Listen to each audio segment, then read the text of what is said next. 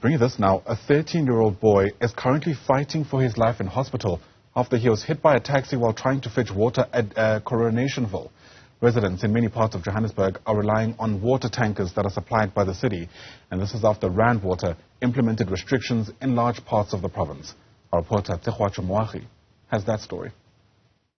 It was on this busy street on Coronationville where 13-year-old Ethan Sess was collecting water.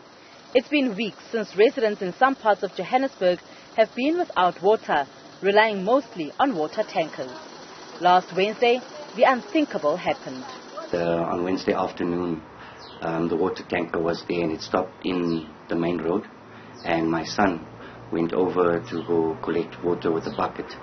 And as he was collecting the water, a taxi was flying up in the rear via lane, coming at a high speed. And as my son just turned, just as he turned, the taxi bumped him and hit him quite hard. And we were then called, and I had to then rush, and I found my son laying there, and blood coming out from his eyes, his nose, his mouth, his ears, and he was just laying there.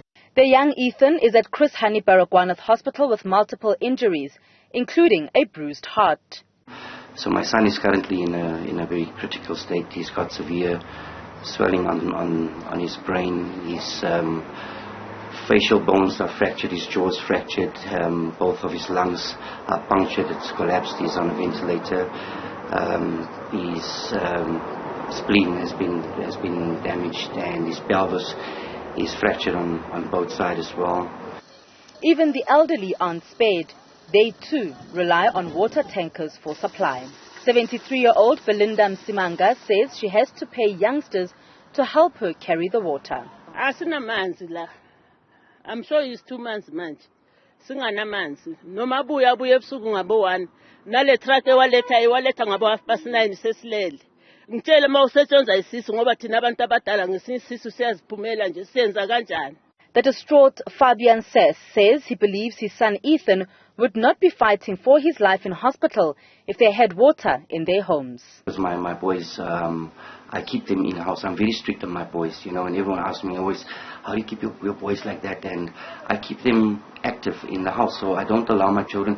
The only time my children will go out if we have to go to the shop, and that's it. And so I believe that if we had water, there was no reason for my son to go out. But not only for me, if I have to tell you how I'm feeling right now, I'm not only thinking about my son, but I'm thinking about our community's children. What if it's the next child? What if someone else's child? Because the tanker is still coming every day and still standing in the main road.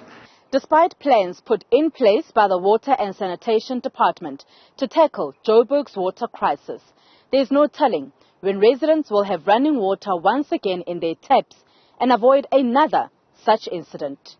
For Newzroom Afrika on Channel 405, I am Tshegohaco Moagi in Johannesburg.